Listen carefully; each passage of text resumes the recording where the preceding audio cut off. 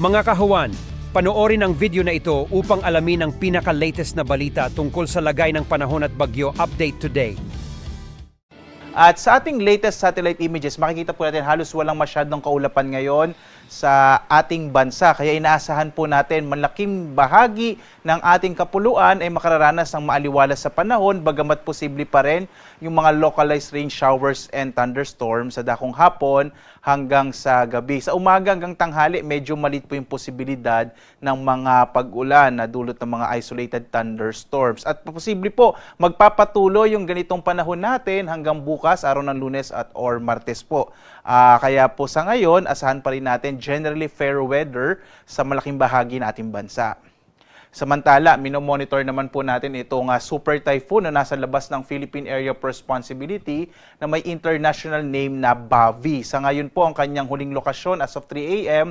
nasa 2,700 kilometers silangan ng Eastern Visayas. Sagla yung pinakamalakas na hangin, nasa 195 kilometers per hour malapit sa gitna at pagbugso naman sa 240 kilometers per hour. Patuloy na kumikilos per hour. Sa ngayon po, base sa mga pinakahuling datos natin, heto po yung ating inaasang magiging track ng Super Typhoon Bavi. Posible po itong pumasok ng Philippine Area of Responsibility araw ng Miyerkules. Posible po bandang umaga ng Miyerkules, July 8, na Super Typhoon category pa rin po. At once na pumasok ito ng PAR, papangalanan natin itong Inday. Sa ngayon po, no, kung sakali man na kikilos po ito pa kanluran, hilagang kanluran, medyo maliit pa rin yung posibilidad na ito ay tumama sa kalupaan ng ating bansa. Posible po, medyo lalapit lang ito sa may area ng Batanes, at ito po itutungo sa bahagi naman ng Taiwan. So asahan po natin na palalakasin ito yung habagat, kaya posible po medyo magiging maulan itong paparating na linggo sa malaking bahagi, lalong-lalo na ng Luzon at Visayas. Bandang araw po ng Miyerkules or Huwebes hanggang weekend na po next week, posible medyo maulan po tayo.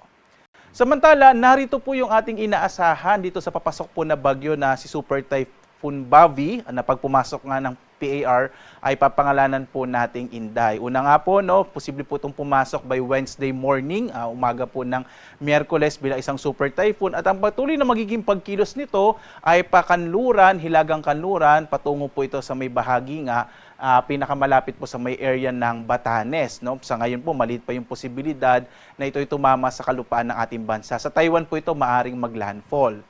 Samantala, posible po tayong magtaas ng tropical cyclone wind signal, partikular na dito sa may Hilaga at silangang bahagi ng Northern Luzon. Pinakamaaga po, posible as early as Tuesday night or Wednesday morning, magtataas po tayong tropical cyclone wind signal number 1 dito nga sa may area ng Northern Luzon.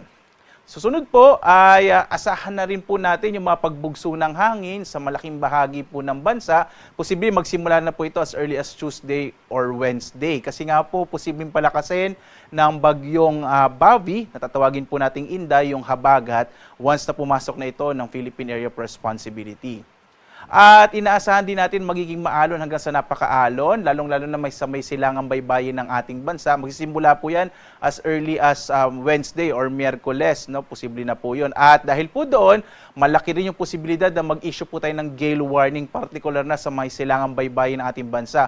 Once na may naka-issue po tayo na gale warning, hindi na po maaaring pumalaot, lalong-lalo na yung mga maliliit na sakyang pandagat at maliliit na mga bangka. At kailangan rin po nating alalahanin, posible nga pong lumakas yung habagat dahil po doon, itong bagyong Bavi, or tatawagin nga po nating Inday once na pumasok ng PAR, at yung epekto ng southwest monsoon, magdadala ng malalakas na mga pag-ulan as early as po Thursday. Malalakas na mga pag-ulan na yung mararanasan, lalong-lalo na po sa may kanlurang bahagi po ng Luzon at Visayas. Pero as early as Wednesday, magkakaroon na po ng mga kalat-kalat na mga pag-ulan sa ilang bahagi ng Luzon at Visayas. Ito pong malalakas na mga pag-ulan nito, maaari pa rin magdulot ng mga biglang pagbaha, mga flash floods and landslides, lalong-lalo na po sa mga lugar po lalo na maapektuhan ng enhanced southwest monsoon. Ayan po yung area ng western section ng Luzon at Visayas. So iba yung pag-ingat po, no? So inaasahan po natin in the next few days hanggang bukas, Lunes or Martes,